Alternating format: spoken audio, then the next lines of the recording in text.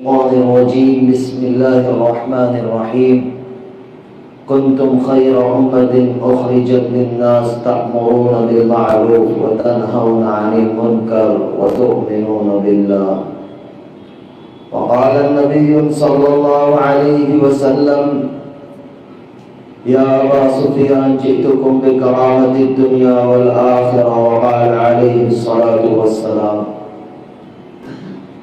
میرے محترم بزرگوں اور عزیز ساتھیوں اور علماء کرام، میں تو اپنی ذات کو ایک طالب علم کی ذات سمجھتا ہوں اور زندگی کی کچھ کارگزاری سنانے حاضر ہوا ہوں۔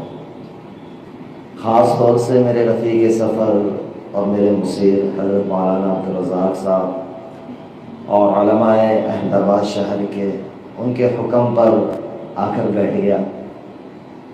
اللہ تعالیٰ ان حضرات کو جزائے خیر دے، اس لائق سمجھاؤ جیسے مولانا فرما رہے تھے کہ اس مسجد کو اللہ تعالیٰ نے ایک مناسبت دی ہے کہ اکابر امت کا یہاں آنا جانا رہا، تو میں تو اللہ کا شکر بھی ادا کر رہا ہوں اور دل ہی دل میں استغفار کر رہا تھا کہ اللہ نے مجھ جیسے گنہگار کو اس جگہ پر بٹھایا اور کچھ بات کرنے کی توفیق عطا فرمائی۔ اللہ تعالیٰ مجھے بھی عمل کی توفیق دے اور آپ سب کو بھی اس پر عمل کرنے کی توفیق نصیب فرمائے۔ میرے محترم بھائیوں، دوستوں، بزرگوں، اللہ اس کے رسول نے ہمیں ایک سبق پڑھایا تھا جس پر اس امت کی بنیاد کو اٹھایا تھا۔ سبق کیا تھا؟ سبق تھا لا الہ الا اللہ محمد رسول اللہ، کہ اللہ کے سوا کوئی معبود نہیں ہے اور محمد الرسول اللہ صلی اللہ علیہ وسلم میرے اور آپ کے اور دنیا میں قیامت تک کے آنے والے انسانوں کے رسول ہے، اور انہی کے نقش قدم پر چلیں گے تو زندگی کی کامیابی ہے۔ چاہے عرب ہو، چاہے عجم ہو، چاہے بڑا ہو، چاہے چھوٹا ہو، چاہے جس ملک میں رہتا ہو، ان کی زندگی کو اپنی زندگی کا حصہ بنائیں گے تو ہم دنیا آخرت میں کامیاب ہوں گے، اور یہ طے شدہ بات۔ میں آج جو بات کر رہا ہوں کوئی بیان یا کوئی تقریر نہیں، ایک زندگی کی بہت اہم کارگزاری سنانے جا رہا ہوں کہ اللہ تعالی جس کو چاہے جب چاہے ہدایت دے سکتے ہیں، لیکن اس کے لیے شرط ہے کہ آدمی کوشش کرے، اور نبیوں کی دعوت بھی یہی رہی ہے۔ حضرت آدم علیہ السلام سے لے کر حضور پاک صلی اللہ علیہ وسلم دنیا میں آئے، سبھی کی دعوت ایک ہی تھی کہ لوگوں اللہ کی مان لو اور اللہ کی مان کر زندگی گزار لو تو کامیاب ہو جاؤ گے۔ 1.25 لاکھ کم و بیش انبیاء علیہ السلام کی دعوت اٹھا کر دیکھیں گے تو اللہ ہی کی پہچان اور اللہ ہی کی طرف بلایا، اور اس امت کے ساتھ خاص مناسبت لگا دی کہ محمد رسول اللہ صلی اللہ علیہ وسلم کے بعد اب کوئی نبی آنا نہیں، تو اللہ کے نبی صلی اللہ علیہ وسلم اور انبیاء علیہ السلام کا جو کام تھا اس امت کے سپرد کیا گیا۔ اس امت کو اللہ تعالیٰ نے قرآن کریم میں کتنی زبردست القاب کے ساتھ اور کتنی تعریف کے ساتھ پکارا۔ اخرجت للناس، علماء کرام بیٹھے ہیں، آپ ان سے تفصیل معلوم کر سکتے ہیں کہ قرآن کے اندر اس جگہ پہ بہت سارے الفاظ آ سکتے تھے، لیکن اس امت کو ایک مناسبت دی اور تعریف کے ساتھ پکارا، اخرجت للناس۔ اور کیا کہا؟ جو نبیوں کی دعوت ہوتی تھی، نبوت کا جو درجہ ہوتا تھا، اس امت کے سپرد کیا گیا کہ اب کوئی نبی آنا نہیں، تو یہ نبوت والا کام ہے، یہ محمد رسول اللہ صلی اللہ علیہ وسلم کی آخری امت کرے گی کہ لوگوں کے پاس جائے گی اور اللہ کی پہچان کرائے گی اور اللہ کی عالی بول کو بولے گی اور اللہ کی معرفت کو بولے گی اور اللہ کے نبی صلی اللہ علیہ وسلم کو بولے گی اور اللہ کی وحدانیت کو بولے گی، اور ٹوٹے ہوئے اور جھوٹ اللہ سے دور ہے ان بندوں کو اللہ کے ساتھ جوڑے گی۔ اس امت کی مناسبت ہے۔ یہودیوں کو ان کی مناسبت کے ساتھ، یہود کے ساتھ اللہ نے قرآن مجید میں پکارا، عیسائیوں کو عیسائیوں سے پکارا، لیکن میری اور آپ کی جب باری آئی 1 دفعہ اللہ رب العزت نے قرآن کریم میں یا ایھا الذین آمنو یا ایھا الذین آمنو یا ایھا الذین آمنو، اے ایمان والو، اے ایمان والو، اے ایمان والو۔ اللہ کے خزانے میں ہدایت سب سے بڑی دولت ہے، اور اللہ کے خزانے میں ایمان سب سے بڑی نعمت ہے جو مجھے اور آپ کو اللہ رب العزت نے نصیب فرمایا۔ یہ بہت قیمتی اور بہت اہم دولت ہے. اب اس کو بچا کر اور اس کو باقی رکھ کر اور اس کو زندگی میں اتار کر آخری گھڑی تک زندگی میں رکھ کر دنیا میں زندگی گزارنا ہے اور اللہ کے سامنے پیش ہونا ہے. اور یہ کوئی مشکل چیز نہیں ہے. دنیا کے اندر دین کے ساتھ زندگی گزارنا کوئی مشکل چیز نہیں ہے. لوگ یہ کہتے ہیں کہ بھائی ہمارے لیے یہ فلاں مشکل چیز ہے، فلاں مشکل چیز ہے. میں یہ سمجھتا ہوں کوئی مشکل چیز نہیں ہے. اور جن کی زندگی میں دین نہیں ہے ان کی زندگی کھوکھلا ہے. میں کیوں یوں کہہ رہا ہوں کہ اللہ تعالیٰ نے چند ماہ پہلے اس احمد آباد کے ساتھ کچھ باتیں ذہن میں آگے کی مناسبت ہے کہ میرے نانا رحمۃ اللہ علیہ حضرت قاضی عبدالوہاب صاحب کی یہاں نسبت لگی ہوئی ہے. تو اللہ تعالیٰ نے ان بڑوں کی پتہ نہیں کون سی ایسا عمل اور ان کی دعائیں قبول فرمائی کہ اللہ تعالیٰ نے مجھے اس لائق سمجھا اور اللہ تعالیٰ نے میرے ساتھ ایک نسبت جوڑ دی. میں یہ سمجھتا ہوں کہ یہ بہت بڑی نسبت ہے اور میری نجات کی اور اللہ کے بخشش کا ذریعہ بنے گا. کہ چند ماہ پہلے میرا نکاح ہوا، جس طریقے سے پتہ ہے میری اہلیہ محترمہ. تو میں جب نکاح کے بعد ایک دفعہ ان سے پوچھا کہ آپ کو کوئی ایسا نہیں لگ رہا ہے کہ آپ نے بہت بڑا فیصلہ کر لیا ہو اور آپ اس طرف آئی ہو، اس سے آپ کو کیا محسوس ہوتا ہے؟ مجھے کہنے لگی کہ مجھے ایسا لگتا ہے کہ میں ہوا میں اڑتی ہوں. اللہ تعالیٰ نے مجھے ساری نعمتیں دے دی ہے دنیا کی. میں نے کہا اس زمانے میں بھی ساری نعمتیں تھی. بولے اس زمانے میں ساری نعمتیں تھی، عزت تھی، دولت تھی، شہرت تھی. کیونکہ وہ جس فہم میں تھی اس کے اندر جو ایک نوجوان سوچتا ہے نا کہ میں اس مقام پہ پہنچ جاؤں، یا ایک نوجوان بہن سوچتی ہے کہ مجھے عزت بھی مل جائے، دولت بھی مل جائے، شہرت بھی مل جائے. وہ عزت کیا ہوتی ہے نا؟ نام کی عزت ہوتی ہے. ایسے بہت دنیا میں آئے، لیکن وقت کے ساتھ جب حشر اینڈ آ گیا تو کوئی یاد بھی نہیں کرتا جو چلے گئے. کوئی یاد کرتا ہے؟ کوئی یاد ہی نہیں کرتا. اور جس نے اللہ کے حکموں کے اوپر زندگی گزاری اس کو اصل عزت ملی ہے. جیسے بہت سے ساتھی ماشاءاللہ اللہ کی خاطر انہوں نے قربانیاں دی تو اللہ تعالیٰ نے ان سے دنیا ہی میں عزت والا کام لیا اور ان کی موتوں کو بھی ایسا عزت کا اور ہدایت کا ذریعہ بنایا اور آج تک لوگ انہیں یاد کرتے ہیں. میں نے انہیں کہا کہ آپ تو مشہور بھی تھی، آپ کے پاس تو پیسہ بھی تھا، اور پیسہ اس طریقے سے ہوتا تھا کہ میں اور آپ کام کرتے ہیں، تھک جاتے، پلاننگ بناتے کہ یہ پروجیکٹ لانچ کریں گے، ایسا کام کریں گے تو اتنا پیسہ ملے گا، اور اس پہ اتنی محنت کریں گے، اتنا ٹائم صرف کریں گے تو اتنا پیسہ ملے گا. یہ ہم لوگ پلاننگ کر رہے ہیں. سب کا یہ حال ہے، میرا اور سب کا ہی جتنے بیٹھے ہوئے ہیں، اور کرنا بھی چاہیے. اللہ نے حلال روزی کو عبادت قرار دیا ہے. لیکن وہاں یہ ہوتا تھا کہ بھائی بس ایک ایونٹ کرنا ہے، ریبن کاٹنی ہے تو 5 لاکھ 7 لاکھ مل جاتا ہے. یہ ہمارا پیکیج ہے. بزنس کلاس ٹکٹ ملتی ہے، من چاہے جتنے دن جس کنٹری میں جاؤ جتنے دن رہنا ہے مل جاتا ہے، اور ویزا بھی ساری چیزیں آسانی سے لگ جاتی ہے، سب کچھ ہو جاتا ہے. میں نے کہا ہمارے مولوی صاحب لوگ دعا کرا کرا کے تھک گئے، 200 روپے بھی کوئی نہیں دیتا.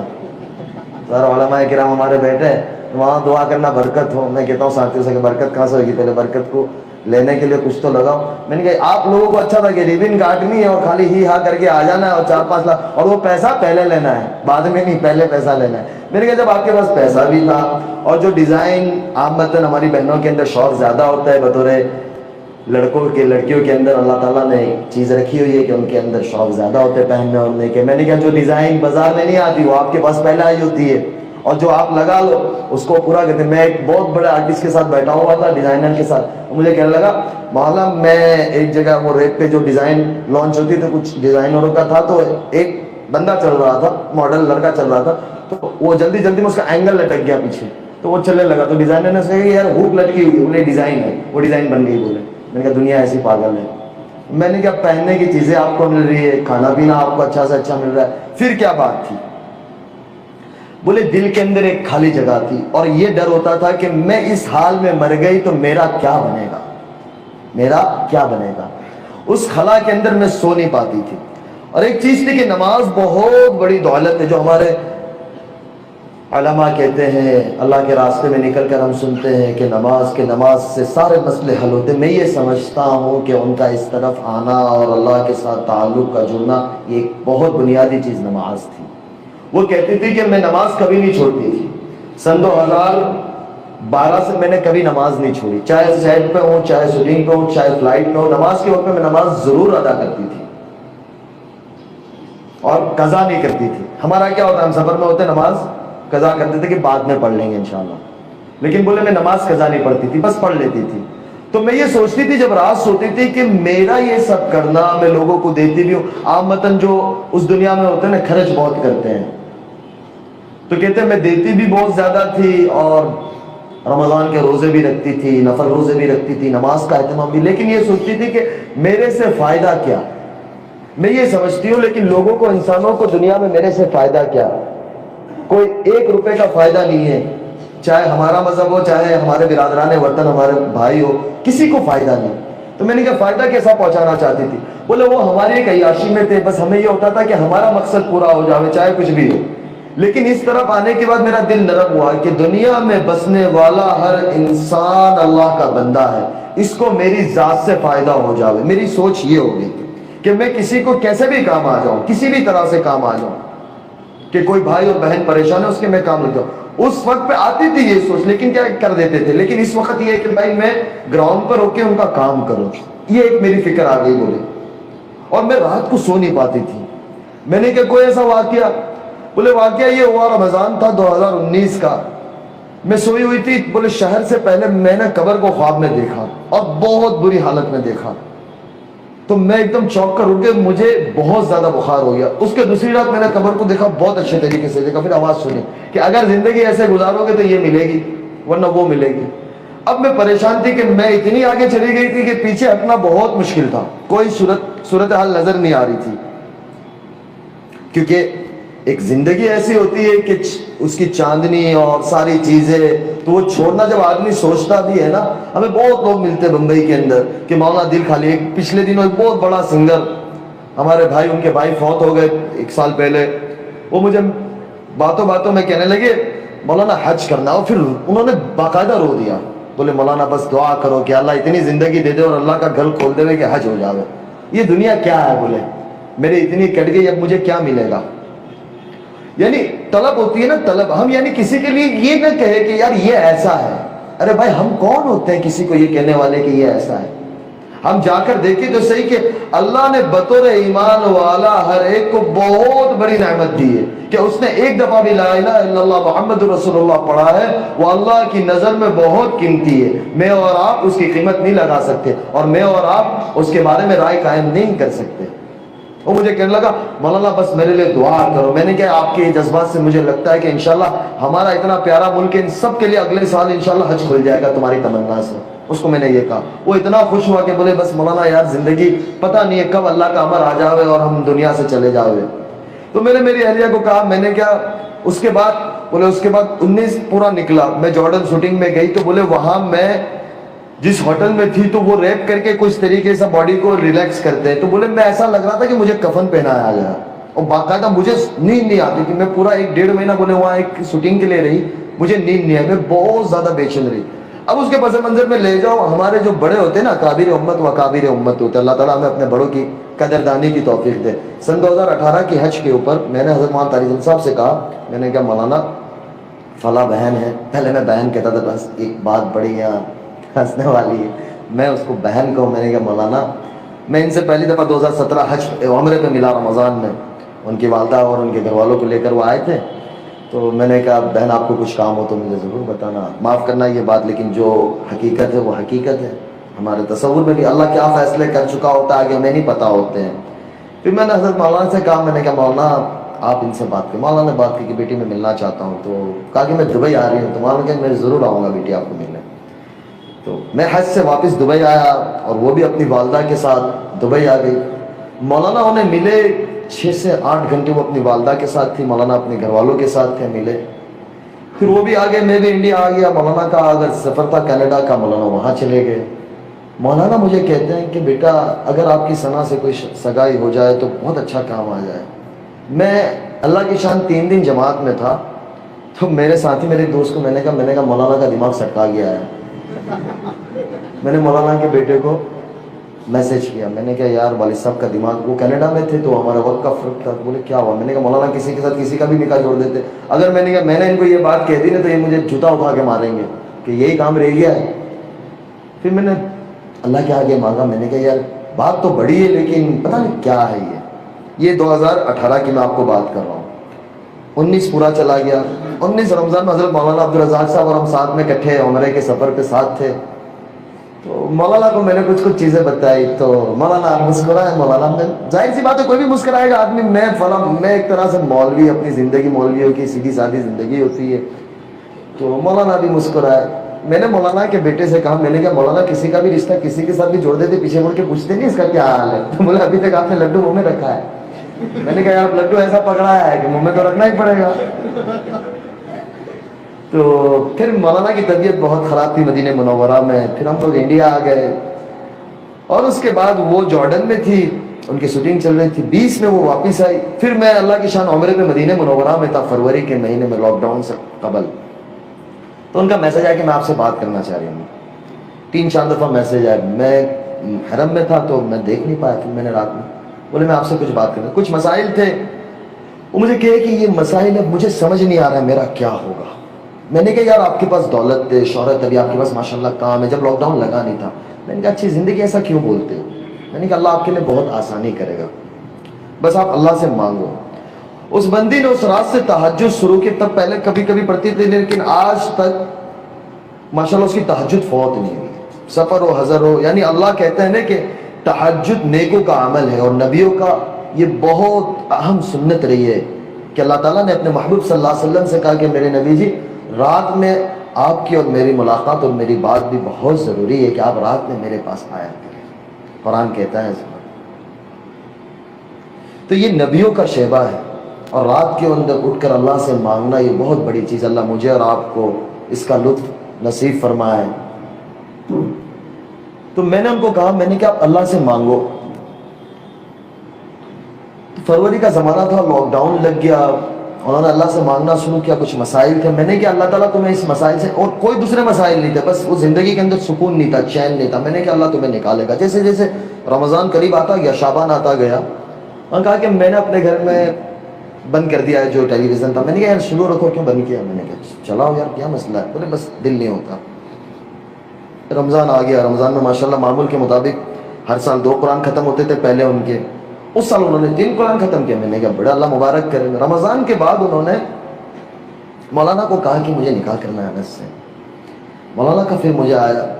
मैंने क्या मौलाना 2018 से ये 2020 हो गया माशाल्लाह से। मेरे वालिदैन भी मैंने क्या इंतज़ार कर रहे हैं। जाहिर सी बात है मैं एक ही बेटा अपने वालिदैन का। तो मैंने क्या मौलाना, बोले नहीं अब होगा। तो फिर मुझे कुछ समझ नहीं आ रहा था। तो मैंने ठीक है, मैंने क्या जून जुलाई का महीना था और उसी के अंदर 2-3 माह और गुजर गए। मैंने इनको कहा यार, फिर जैसे अल्लाह की तरफ से इम्तिहान भी आता है, जैसा बंदा होता है ना ऐसा इम्तिहान होता है। लेकिन बंदा जमा रहता है ना तो अल्लाह की मदद आती है। बंदे की दिल की नीयत साफ़ होती है और मजबूत होती है ना, तो अल्लाह ताला की मदद ऐसे आती है। इतना काम आना शुरू हुआ, जैसे लॉकडाउन खुलने गया तो वो जो पता नहीं नौजवान सारे बैठे हैं, मुझे नाम याद रहेगा, खतरों के खिलाड़ी एक शो आता है, पता नहीं आप नौजवान बैठे होंगे, मैंने देखा कभी नहीं है लेकिन वो बताते थे। तो उसकी ऑफर आई। बोले पहले जा चुकी थी और बहुत ज़्यादा। मैंने कहा चले जाओ, कर लो आप। मैंने कहा कर लो, हमारा क्या है, 10 दिन की बात है आपकी। बोले नहीं बस नहीं करना। इसके बाद जो इन्होंने वेब सीरीज यानी एक शूटिंग की थी उसका दूसरा पार्ट आना था, उसके लिए वो बहुत ज़्यादा मशहूर हुई थी। तो काम बोले इतना आया कि 17-18 साल की ज़िंदगी में कभी इतना नहीं आया, इतना काम आना शुरू हो गया। मैंने कहा यार कर लो। फिर उन्होंने कहा कि मेरे सर से अपने दुपट्टा कभी नहीं उतारूंगी। मैंने कहा देखो ये बहुत बड़ा फैसला है, ये आसान नहीं है। मैंने कहा आप अपनी ज़िंदगी इंजॉय करो।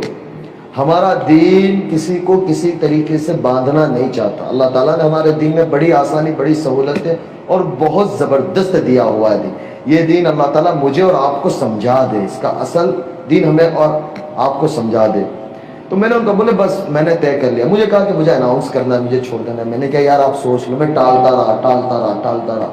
अक्टूबर आ गया। बोला आपने अब नहीं कहा ना तो मैं अपने एतबार से अनाउंस कर दूँगी। मैंने कहा यार खामोखा क्यों ये कर रही हो? बस बोले बस मैंने 17 साल ज़िंदगी के अंदर लोगों को इससे नुकसान पहुंचाया है, तो मेरा नीयत है कि मैं अल्लाह के बंदों की और इंसानों की खिदमत करूँ। दुनिया में बसने वाले हर इंसान चाहे जो भी मज़हब का हो, मैं उसके लिए काम आऊँ, मैं उसके लिए खिदमत करूँ। लोग परेशान हाल है तो मैं उसके लिए खिदमत करूँ और अल्लाह मुझसे काम लेगा। मुझे कि मैं उनके काम आऊँ। मैं बड़ा यानी इरादे नहीं कि अल्लाह ताला उनको उसके ऊपर उतारे कि मैं कोई हॉस्पिटल बनाऊँ, मैं इस तरीके से कुछ काम करूँ। मैंने कहा यार ये बहुत बड़ा फैसला है। 9 अक्टूबर था। मैंने कहा देखो आप सोच लो। बोले नहीं बस मैंने तय कर लिया। मैंने कहा ठीक है। फिर مغرب کے بعد ڈالا، دوسرے دن اس کو میڈیا میں کور کیا اور چھوڑو. میں نے کہا دیکھو یہ بہت بڑا فیصلہ ہے نا، یہ یاد رکھنا. بولے نہیں. میں نے کہا بس اللہ میاں خیر کرے. اور پھر ایسا وقت گزرتا گیا، نومبر آ گیا تو مجھے بزرگوں نے، میں نے مولانا سے مشورہ کیا، مولانا کے بس نکاح کرنا ہے. پھر بزرگوں کے مشورے سے نکاح ایسے ہوا کہ آپ یقین نہیں کرو گے، میرے بہنوی نے میرا ایک جوڑی کپڑا تیار کیا، مجھے پتا بھی نہیں تھا میرا جمعہ کو نکاح ہے، جمعرات کو میرے پاس کپڑا نہیں تھا. میں نے کہا بس ہو جانا ہے، جا کے مسجد میں بیٹھ گیا. حضرت مولانا لاٹ صاحب کا بیان مسجد میں شروع تھا، مولانا لے کے گئے، میں باتھ روم میں تھا، تیار ہو رہا تھا. یعنی وہ سچویشن میں نکاح ہوا ہے. لیکن میں آپ کو ایک بات بتلاؤں کہ جو آدمی معمولات کا اور اعمال کا پابند ہوتا ہے نا، اللہ کے ساتھ اس کی اتنی مدد ہوتی ہے کہ میں آپ کو بتا نہیں سکتا، اور اللہ اس کے کام بنا دیتا ہے. دوسرے دن، ہفتے والے دن، ہمارا چھوٹا سا ایک ولیمہ تھا، کیونکہ کووڈ کا زمانہ تھا تو ہم نے 100-150 کے درمیان میں جو گورنمنٹ کی گائیڈ لائنس تھی اس کے اعتبار سے ہم نے گھر والوں کے درمیان میں، دوستوں کے اندر چھوٹا سا ایک ولیمہ کیا. تو شام کے وقت تھا تو ظاہر سی بات ہے تیاری ہوتی ہے، گھروں کے اندر مہمان ہوتے ہیں، تھوڑے بہت 10 مہمان بھی ہو جاتے تو مستورات میں یہ ہوتا ہے. اب ظاہر سی بات ہے دلہن وہ خود تھی، اس نے اس کی سورہ واقعہ پڑھی ہے، سورہ رحمان پڑھی ہے، سورہ سجدہ پڑھی ہے. آج جب عشاء کے بعد فارغ ہو تو مجھے کہنے لگی مجھے سورہ رحمان سورہ واقعہ پڑھنے میں. مولوی کھڑا ہو جا تو بھی اب چپ چاپ، اب کوئی رستہ ہی نہیں ہے. میں نے کہا 1:30 بج رہا ہے، کل پڑھ لیں گے، چھوڑو نا. میں نے کہا ابھی سو جاؤ، نماز تو پڑھ لی ہے. بولے نہیں یہ تو پڑھنا ہے. میں نے کہا اللہ میاں خیر کرے. تو خلاصہ یہ نکلا کہ اللہ تعالیٰ جب دل میں ڈال دیتا ہے اور تھام لیتا ہے نا تو اللہ پھر کام بھی ایسا لے کے آئے، لوگوں کے دلوں میں محبت ڈال دیتا ہے، عزت ڈال دیتا ہے. ہماری ایک بہن ہے انڈسٹری میں، ان کا نام میں نہیں لوں گا، وہ یعنی اتنی مشہور ہے اور ماشاءاللہ سے وہ یعنی ہر وقت کسی بھی طریقے سے لائٹ میں رہتی ہے. تو وہ ان کو میسج کرنے لگی کہ یار آپ گاڈ کی اینجل ہو، آپ میرے لیے دعا کرو کہ اللہ میرے لیے بھی اچھا کر دے، اور آپ کو دیکھ کے بڑا اچھا لگتا ہے، سکون آتا ہے. تو میں نے ان کو کہا کہ آپ اس سے ملو. تو مجھے کہتی ہے کہ سنا پہلے مجھے ایسا لگتا تھا کہ آپ نے یہ چھوڑ دیا، آپ کی دنیا ختم ہو گئی ہے، اب آپ کا سارا کچھ ختم ہو گیا. لیکن ایسا لگتا ہے کہ ماشاءاللہ آپ بہت اچھی دنیا میں چلی گئی اور آپ بڑی خوبصورت لگتی ہو، اور ماشاءاللہ آپ کی اللہ تعالیٰ نے نور ڈال دیا ہے، زبان میں تاثیر ڈال دی ہے. اور پھر اور کوئی بات کہہ دی ہوگی تو 4 دن کے بعد اس بات اللہ تعالیٰ نے سچ کر دی اور ان کا کام ہو گیا. تو لوگ آنا شروع ہوئے. تو پتہ یہ چلا کہ اللہ تعالیٰ میرے اور آپ کے اندر وہ صلاحیت رکھی ہے، لیکن اس صلاحیت کو ہم کھولیں اور اللہ کے آگے مانگے کہ اللہ میرے اور آپ سے ایسا کوئی کام لے لے کہ جو ہمارے آخرت کا ذریعہ بن جاوے. دنیا 4 دن کی ہے. یہ کورونا کے زمانے میں سب کو پتا چل گیا کہ یعنی کوئی بتا نہیں سکتا کہ میں اتنا وقت رہوں گا اور میں ایسا کروں گا اور میں ایسا کروں گا. ارادہ کرنا اور اللہ سے مانگنا ہمارے ہاتھ میں، اس کو پورا کرنا اللہ کے ہاتھ میں ہے. لیکن آدمی کوشش تو کرے. اور دنیا کسی کی کہیں نہیں جاتی. وہ مجھے کہتی ہے کہ آج یعنی میں خود یہ بات تو سمجھتا ہوں کہ یہ پہلے میں اتنی مشہور نہیں تھی. ہماری ماں بہنیں اور بڑی اماں جو گھروں میں ہوتی ہے وہ ثنا خان کون تھی پہلے نہیں جانتے تھے، لیکن اب کہتے ہیں وہ ثنا خان ایک ہے. ایک اماں مجھے کہنے لگی، کل کی بات ہے، کل ایک جگہ پہ میں تھا تو وہ بڑی عمر ہمارے نانا رحمۃ اللہ علیہ کے زمانے سے ان کے ساتھ تعلق تھا، تو میں ان کی ملاقات کے لیے حاضر ہوں. بولے وہ گجراتی مجھے کہنے لگی بولے کوئی ثنا خان جو اپنا گجراتی پوئرا تھا شادی کرے لی چھے کہ એ તું જ પછી મને ખબર પડી કે તો મેં કહ્યું वो કિસ્મતી आपने पहले देखना कि હમણાં જોઈ તારી વાઈફ ને કે मैंने कहा दुआ करजो मारा માટે. ठीक है, ये शूटिंग में आती, शूटिंग करती थी. मैंने कहा शूटिंग करती थी ये पहला. तो वो कहने लगी मुझे कि मुझे यकीन नहीं होता कि लोग अब मुझे इतनी इज्जत के साथ बुलाते हैं. लोग पहले ये होता था कि लोग हमें देखकर अपनी बच्चियों को और हमारी बहनों को छुपा लेते थे कि यार ऐसे नहीं बन जाए. लेकिन आज बोले लोग आते अपनी बच्चों के लिए दुआ कराने. यानी अल्लाह ताला ने किस तरीके से टर्निंग लिया, यू टर्न कैसे अल्लाह रब्बुल इज्जत ने लिया कि अल्लाह किसी की दुनिया ज़ाय नहीं करता. और अल्लाह ताला जब किसी को इज्जत दे देने का फैसला करता है तो दुनिया की कोई ताकत उसे नहीं रोक सकती. तो बात का खुलासा यह है कि मेरी और आपकी ज़िंदगी की कीमत हम लगाएं और हम इसकी कीमत को पहचानें. अल्लाह ताला ने ये जो वक्त दिया है ये बहुत कीमती वक्त है कि इसके पीछे नबियों का सब कुछ लग गया, सहाबा का सब कुछ लग गया, उसके बाद आकर ये दिन मुझे और आपको पहुंचा है. हमारा दिन और हमारा साल ये मुहर्रम का वक्त यानी महीना चल रहा है, ये भी कुर्बानियों के साथ है. और आखिर ज़िलहज्जा वो भी कुर्बानी वाला है कि यहाँ नबी अलैहिस्सलातु वस्सलाम के खान बच्चों के अहले बैत हज़रत हुसैन रज़ी अल्लाह ताला अन्हु कि अल्लाह के नबी सल्लल्लाहु अलैहि वसल्लम ने कहा कि हुसैन मुझसे और मैं हुसैन से हूँ रज़ी अल्लाह ताला. कि कितनी मोहब्बत, बेइंतहा मोहब्बत कि अल्लाह इनसे जो मोहब्बत करेगा आप उनसे मोहब्बत करिएगा, और अल्लाह जो इनसे बुग़्ज़ रखेगा आप उनसे बुग़्ज़ रखिएगा. इंतहा दर्जे की. लेकिन कुर्बानी लगा दी. 72 افراد اپنے خاندان کے، حضرت علی نے حضرت فاطمہ کے بعد جو نکاح کیے تھے ان کے ساتھ 6 بیٹے یعنی 6 بھائی ساتھ میں شہید ہو گئے۔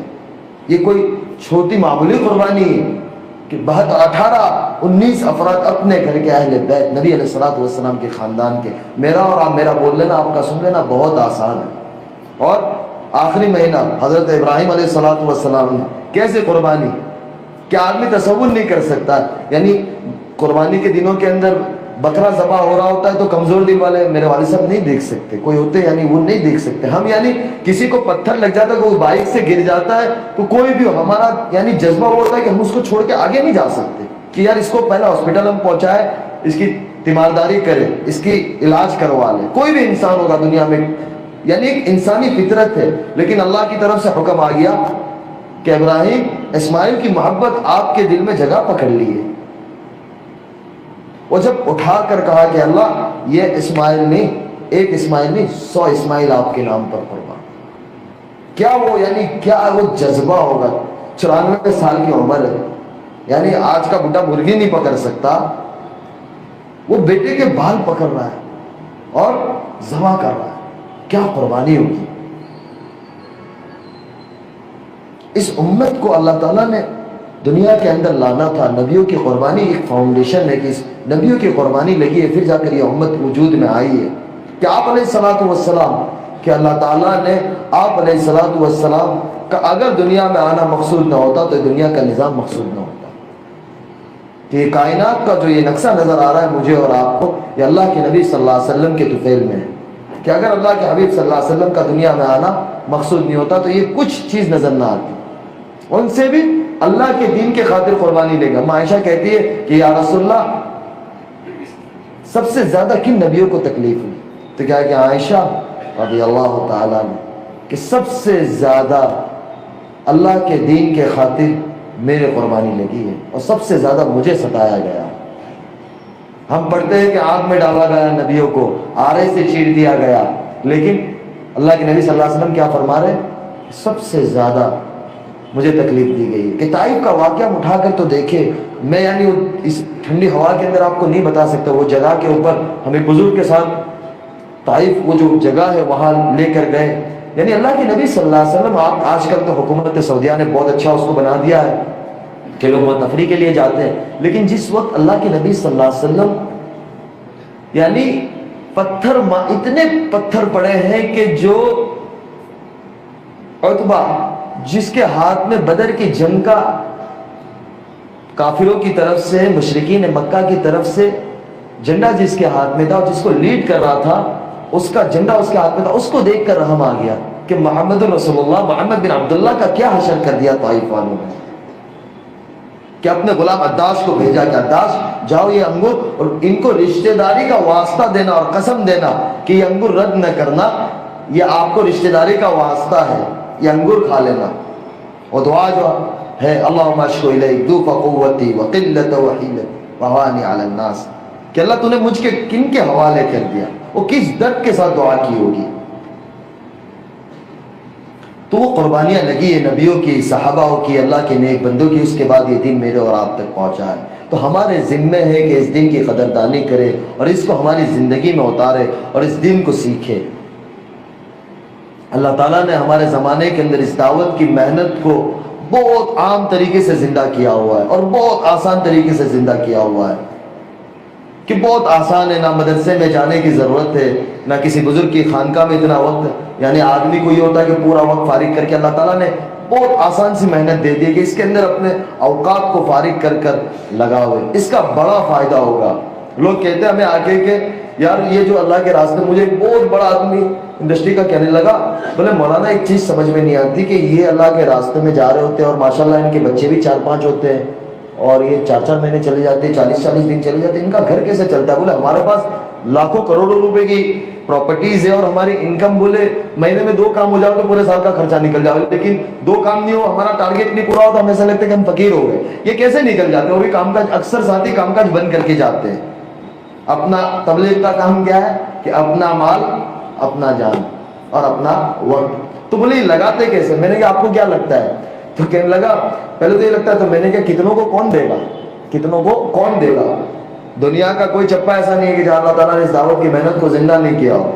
ہر جگہ کے اوپر کالا ہو، گورا ہو، عرب ہو، عجم ہو، انگلش جاننے والا ہو، اردو جاننے والا ہو، جو زبان جاننے والا ہو، یعنی ہر جگہ پہ چلاؤ. ایک خصوصیت یہ ہے کہ اللہ تعالیٰ نے اس مبارک محنت کو اس زمانے میں ہمارے ملک سے چلایا. یعنی اللہ تعالیٰ نے ہمیں کتنے پیارے ملک میں رکھا ہے کہ ہدایت کی ہوا کو اللہ تعالیٰ نے اس زمانے میں ہمارے ملک سے اٹھایا. کہ مولانا الیاس صاحب کو اسی ملک کے اندر پیدا کیا اور اسی ملک سے اللہ تعالیٰ نے اٹھایا، اور اللہ تعالیٰ نے اسی ملک سے اس محنت کو زندہ کیا. یہ کتنی بڑی بات ہے. تو میں